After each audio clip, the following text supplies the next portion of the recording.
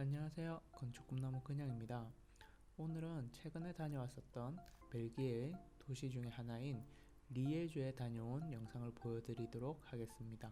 리에주는 벨기에의 도시 중에서 손에 꼽히는 관광 도시 중에 하나입니다.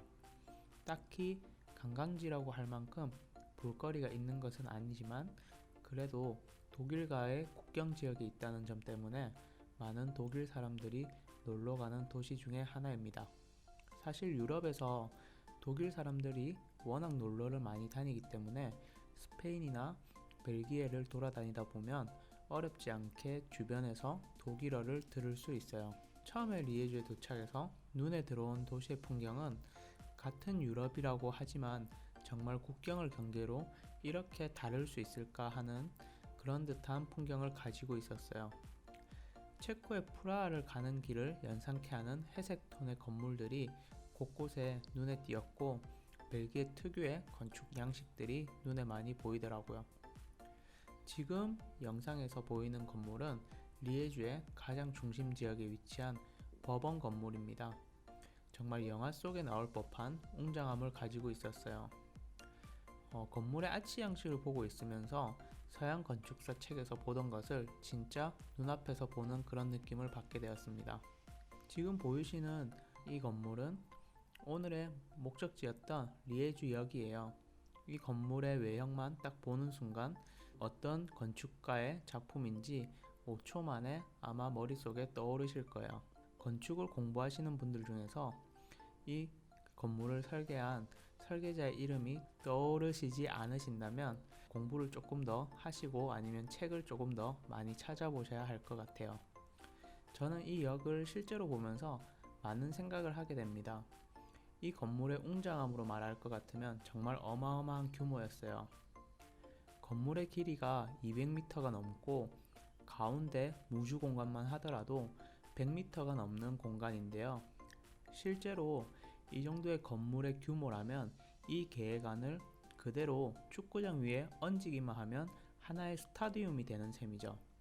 이 건물을 설계한 스페인 건축가 산티아고 칼바트라바는 역사에 남을 수 있는 수많은 건축물을 세상에 남겼지만 그가 이런 강구조를 이용한 설계를 하는 데에는 이유가 있습니다. 왜냐하면 그는 스페인에서 건축을 공부한 이후에 스위스 치이리 연방공대에서 토목을 전공했기 때문입니다. 이분도 아인슈타인과 선후배하는 그런 사이이네요. 아무튼 그렇기 때문에 그가 건축물을 설계했지만 주로 토목에서 사용하는 강구조와 그리고 토목에서 사용하는 규격으로 설계를 하기 때문에 칼바트라바를 건축가가 아닌 엔지니어라고 이야기하는 사람들도 있어요. 하지만 이런 내용들은 별로 그렇게 중요한 내용은 아닌 것 같습니다. 그냥 이 세상에 얼마나 좋은 건축물을 짓고 있는지가 더 중요한 거겠죠.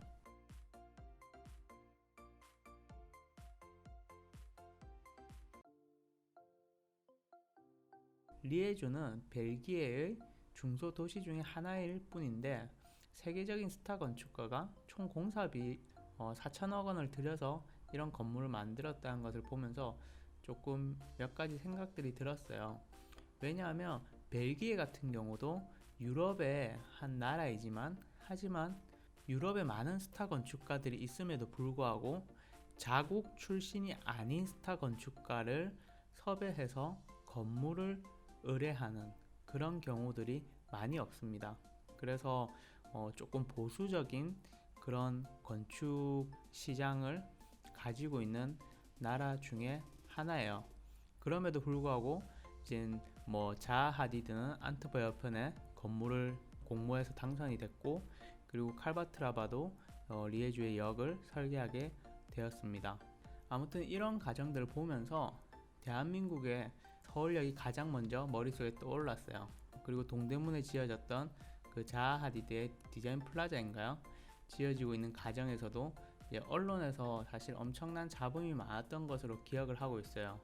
그 건물이 도시에 어울리는 것부터 해서 그리고 지어지고 있는 과정에서 그 공사비가 계속 높게 측정되고 조금씩 늘어나는 것들이 언론에서 되게 안 좋게 비춰지는 모습들을 좀 많이 봤었는데요. 해외 스타 건축가들의 이런 공사비들을 보면 사실 동대문 디자인 플라자는 꽤 저렴하게 지은 것이라고 보셔도 괜찮을 거예요. 사실 칼바트라바가 시공한 건물치고 리에주역은 4천억 밖에 들지 않았던 이유는 대부분 오픈된 공간이고 실내 면적이 별로 없기 때문이에요. 쇼핑몰과 결합된 형태로 설계를 했었던 뉴욕의 오큐러스역 같은 경우는 거의 공사비가 3조 원에 달하는 그런 것으로 알려져 있습니다.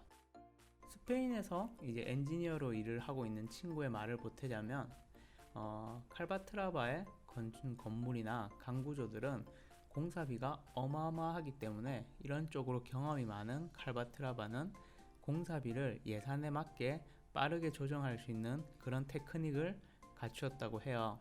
예를 들어서 세르비아에 있던 프로젝트였는데 원래 다리가 두 개를 대칭되는 디자인으로 계획을 했었는데요. 예산이 부족하다고 하니까 다리 한 개를 바로 지워버렸다고 하더라고요. 이 건물은 보시다시피 전면과 뒷면이 시원하게 뻥 뚫려 있고, 그리고 가운데 지붕이 볼록하게 솟아 유리로 마감이 되어져 있는 구조이다 보니까 꽤 단점들이 있었는데요. 기차들이 운행하면서 생기는 새의 마찰에서 나오는 탄 냄새와 그리고 소음, 그리고 유럽의 역에서 늘 맡을 수 있는 특유의 그 찌른내와 마리아나 냄새들이 지붕을 빠져나가지 못하고 맴도는 것이죠. 뻥 뚫려 있어서 환기가 잘 될 것 같았는데 막상 들어가니까 생각보다 불쾌했었어요. 하지만 건물 자체는 진짜 이쁘고 아름답고 보는 순간 탄식이 절로 나오는 건축물이었어요. 그리고 이 건물의 또 하나의 하이라이트는 실내 공간입니다. 건물의 외관을 자세히 보신 분들은 아시겠지만 플랫폼의 모든 바닥들이 유리블럭으로 만들어져 있어요. 그래서 실내 공간에서 낮에 조명을 켜지 않았는데도 불구하고 엄청 밝은 공간을 만들어 줍니다. 아무래도 높은 공사비를 들여서 지은 건축물로서 이제 전기세를 조금 아끼려고 했던 의도가 있었는지는 잘 모르겠어요. 그런 건 아닐 거예요. 실내의 층고는 조금 낮은 느낌이 없지 않아 있었지만 그 낮은 공간임에도 불구하고 마치 이제 생선뼈와 같은 구조에서 나오는 타원형의 구조에서 나오는, 그러니까 그런 느낌들이 같이 잘 어울려져서 아주 안락하고 잘 정돈되어져 있는 자연 속에 있는 것 같은 그런 느낌, 동굴에 마치 들어와 있는 것 같은 그런 정적이고 안정감을 많이 받았었어요. 그리고 또 하나 더 인상 깊었던 것은 형태적으로 다른 역과의 차별화를 둔 것만이 아니라 프로그램적으로도 지금까지 보아왔던 다른 역들과는 확실히 차이가 있다는 거였어요.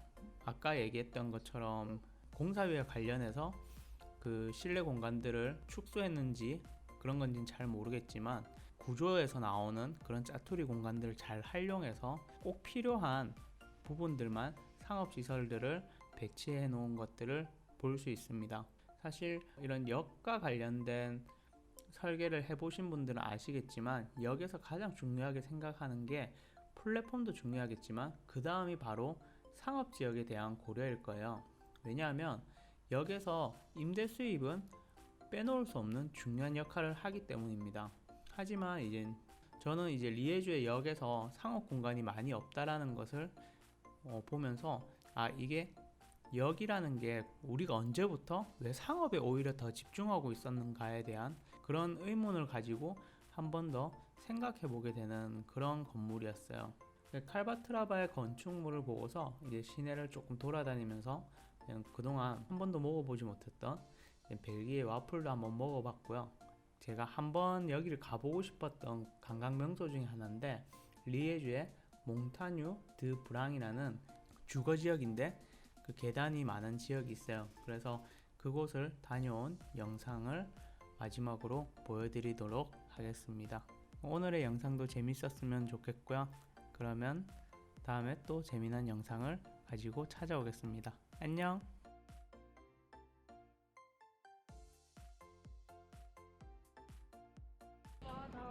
와, 이 정도면 저 위에 소림사 있어야 되는데. 와, 맛있는 냄새 난다. 그러니까 짬뽕 냄새가 나는데 중국집 있나?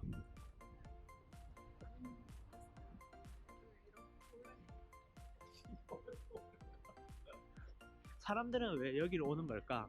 나를 여기로 오르면서 생각하는 응? 와 근데 내가 택배에서 일하면 진짜 여기까지 우편 안 갖다 줄 것 같은데.